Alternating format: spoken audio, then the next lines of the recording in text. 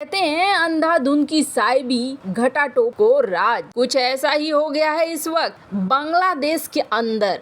बहुत प्रदर्शन हो रहे हैं, बवाल सा मचा हुआ है। आखिर बांग्लादेश में चल क्या रहा है? अमेरिका, रूस या फिर भारत, किसके हितों पर क्या नुकसान और क्या फायदे हो रहे हैं, जानेंगे बांग्लादेश में क्या कुछ चल रहा है। तो वहीं दूसरी तरफ सबसे बड़ी और तगड़ी खबर, दो कंगाल मजनू, फटेहाल मजनू, तुर्की और पाकिस्तान, इन दोनों को आजकल बड़ी वाली लताड़ पड़ रही है। तुर्की के दरवाजे पर पहुंच गई है भारतीय नौसेना और तुर्की हड़बड़ा सा गया है। जानेंगे जियोपॉलिटिक्स में क्या कुछ चल रहा है, आइए जानते हैं इन खबरों को विस्तार से। ये जो तस्वीर देख रहे हैं, ये एक जन सैलाब है। जो जन सैलाब इस वक्त बांग्लादेश के अंदर उतरा हुआ है। बांग्लादेश के अंदर ये जन सैलाब कर क्या रहा है तो आपको बता दें, जो अभी की प्रधानमंत्री हैं शेख हसीना के लिए सबसे बड़ा संकट खड़ा हो गया है। और अभी जो बांग्लादेश में गंभीर राजनीतिक संकट चल रहा है, उथल पुथल चल रहा है,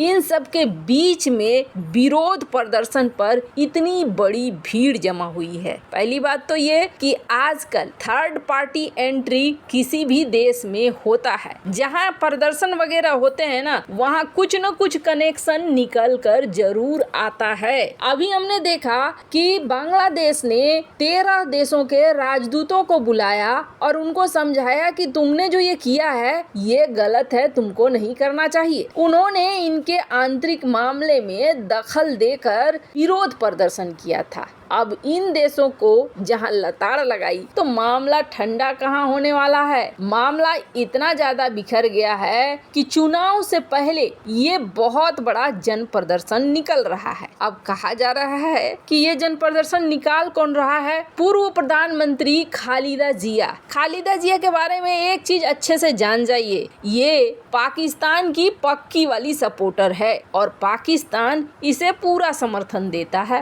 भारत के लिए ये सबसे बड़ी संकट है, क्योंकि ये भारत की जरा भी हिमायत, इनकी पार्टी का नाम है बीएनपी ये चाहती है कि प्रधानमंत्री हसीना पद छोड़ दे और जनवरी 2024 में होने वाला अगला चुनाव जो हो उसमें एक तटस्थ कार्यवाहक सरकार हो। अब ऐसा क्यों? वैसे तो संविधान में ऐसा कुछ लिखा हुआ नहीं है। संविधान में शेख हसीना तब तक रह सकती है जब तक कि चुनाव नहीं हो जाते, लेकिन बीएनपी कह रही है कि यहाँ पर शेख हसीना अपने सारे तंत्रों का इस्तेमाल कर रही है और यही वजह है कि चुनाव वही जीतेगी।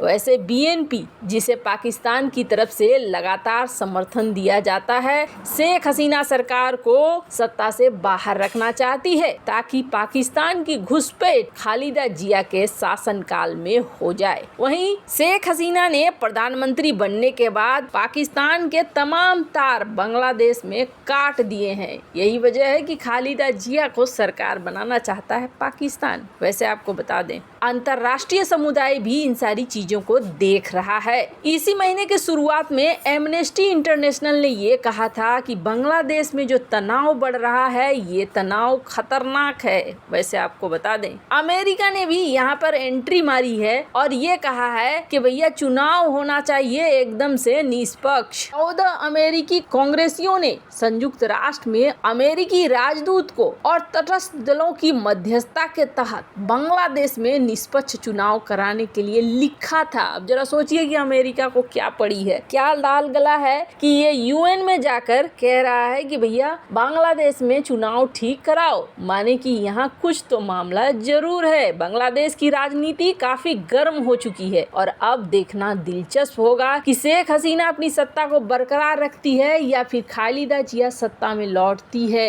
भारत के लिए टेंशन वाली बात होगी अगर खालिदा जिया लौटती है तो। स्क्रीन पर आप देख सकते हैं आर्टिकल जो इस वक्त पब्लिश हो रहे हैं। खैर, जहां एक तरफ ये सब कुछ हो रहा है तो वहीं दूसरी तरफ इस वक्त दो फटेहाल मजनू पाकिस्तान और तुर्की एक ही रास्ते पर चल गए हैं। जैसा कि हमने पहले भी कहा है, संगत से गुण होत है और संगत से गुंजात। तो तुर्की का गुण चला गया। कभी ये एक शानदार देश हुआ करता था, लेकिन अभी तुर्की की इकोनॉमी इकोनॉमी ऐसी डामाडोल है कि तुर्की अरब देशों में घूम फिर रहा है, हमें भैया पैसे दे दो, पैसे दे दो। और ये काम कौन करता था? ये काम करता था पाकिस्तान। पाकिस्तान वाले गुण अपना लिए। इसीलिए मैं कहती हूँ संगत से गुण होते हैं और संगत से गुण जाते। देखो एकदम सीधा सीधा प्रमाण मिल गया। खैर, अब समय आया भारत का। तुर्की के जो इस वक्त राष्ट्रपति हैं रजब तैयब अर्दोगन खुद को इस्लामी देशों के नेता के तौर पर स्थापित करना चाहते हैं। हालांकि ये बात अलग है कि एक हाथ में कटोरा है। ऐसा करने के लिए उन्होंने दोस्त के रूप में कंगाल पाकिस्तान को चुना है। यही कारण है कि अर्दोगन के नेतृत्व वाला तुर्की कश्मीर मुद्दे पर खुलकर पाकिस्तान का समर्थन करता है। तुर्की ने संयुक्त राष्ट्र संघ में कई बार कश्मीर मुद्दा उठाया भी है और तब भी उठाया जब तुर्की में भूकंप आया, भारत ने मदद भेजी। दोस्त वाला मिशन चलाने के बाद भी तुर्की ने संयुक्त राष्ट्र में कश्मीर का मुद्दा उठा दिया। बड़ी अजीब बात है। खैर, लेकिन अब है ना भारत की बारी है। भारतीय नौसेना का एक युद्धपोत ग्रीस के दौरा पर पहुंचा है और इस दौरान ग्रीस की नौसेना ने भारतीय युद्ध का बड़ा ही जबरदस्त जोरदार स्वागत किया है। भारतीय युद्धपोत की ग्रीस यात्रा बहुत महत्वपूर्ण है। ये कोई छोटी मोटी बात नहीं है। भूमध्य सागर में तैनाती हुई इसकी और ग्रीस पहुंचने के बाद दोनों देशों के नौसैनिक यहाँ पर कथित तौर पर अभ्यास करने लगे। दोनों एक दूसरे से अनुभव साझा करने लगे। भारतीय युद्धपोतों को ग्रीस में देखकर उसका पड़ोसी देश तुर्की बिल्कुल भी खुश नहीं होगा। क्यों?